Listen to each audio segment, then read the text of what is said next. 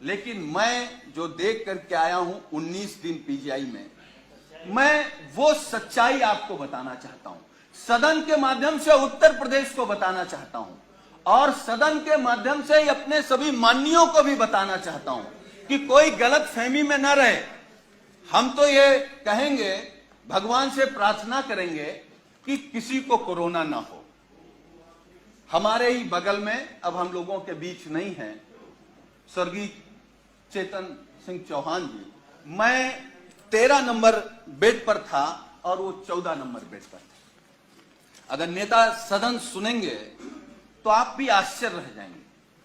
मैं 11 जुलाई को दोपहर में एडमिट हुआ और माननीय मंत्री जी 11 जुलाई की शाम को 5 बजे एडमिट हुए। और अब मैं जो कहने जा रहा हूं वो दुर्भाग्य है हमारा भी, माननीयों का भी, और जो लोग अस्पताल में भर्ती हो रहे हैं उनका भी। 8 लोगों का वार्ड, माननीय जी, 8 लोगों का वार्ड, जहां 8 कोरोना संक्रमित लोग होते हैं। डॉक्टरों की, नर्सों की और वहां की टीम आती है तो गेट से ही पूछते हैं कि चेतन कौन है। तो माननीय मंत्री जी क्योंकि बहुत सरल थे, उन्होंने हाथ खड़ा किया। टीम आती है, उन्होंने कहा चेतन आपको कब हुआ कोरोना? तो उन्होंने अपनी बात बताई।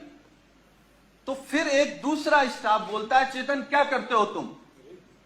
वो कुर्ता पैजामा में थे, मैं तो पैंट शर्ट में था। खैर, तो माननीय मंत्री जी ने कहा कि मैं कैबिनेट मंत्री हूं। तो एक स्टाफ ने कहा कि कहां के? तो उन्होंने कहा उत्तर प्रदेश सरकार। तो मैं सोच रहा था कि ये लोग कैसे इस बदतमीजी से बात कर सकते हैं, लेकिन मुझे यह भरोसा हुआ कि जब माननीय मंत्री जी ने कह दिया कि मैं उत्तर प्रदेश सरकार का कैबिनेट मंत्री हूं, तब शायद वो चेतन जी कहेंगे या थोड़ा आदर करेंगे। लेकिन ये सुनने के बाद भी जब पीजीआई के स्टाफ ने कहा कि चेतन तुम्हारे घर में और कौन कौन संक्रमित है, तो मुझे गुस्सा भी आया, दुख भी हुआ और सरकार पे भी गुस्सा आया। मतलब सरकार का इतना भी दबाव नहीं है भाई। कैबिनेट मंत्री के बाद कौन होता है? मुख्यमंत्री। तो इसका मतलब उत्तर प्रदेश में केवल योगी आदित्यनाथ जी का सम्मान होगा। अगर शर्मा जी को कोरोना हो गया तो आपके साथ क्या व्यवहार होगा आप सोच नहीं सकते। हम नहीं चाहते, हम तो भगवान से प्रार्थना करेंगे कि आपको नहीं, किसी को ना हो। लेकिन उसके बाद मान्यवर, मुझे जब गुस्सा आया, मैं अपना गुस्सा नहीं रोक पाया, तो मैंने डॉक्टर से कहा कि आप जानते हैं कौन है? चलिए आप नहीं प्रभाव में आ रहे हैं कि ये योगी सरकार के कैबिनेट मंत्री हैं, ये वो हैं जो देश के लिए क्रिकेट खेलते थे। तो उस डॉक्टर ने कहा अच्छा ये वो चेतन है, और ये कहते हुए डॉक्टर और स्टाफ पूरा चला गया। वो 2 दिन तक हमारे बगल में रहे। मतलब वो, मैं ये कह सकता हूं कि जिस घुटन में थे वो माननीय शर्मा जी नहीं महसूस कर सकते।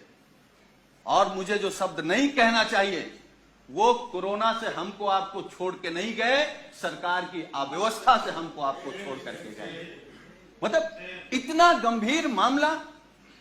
और मानवर, मैं दूसरी बात बता रहा हूं, मैं 19 समाप्त कर नहीं, मैं समाप्त कर दूंगा। अब हमारा केवल दर्द सुन लीजिए। मैं 19 दिन तक एडमिट था। 11वें दिन हमारी फिर टेस्ट हुआ, मैं फिर पॉजिटिव आ गया।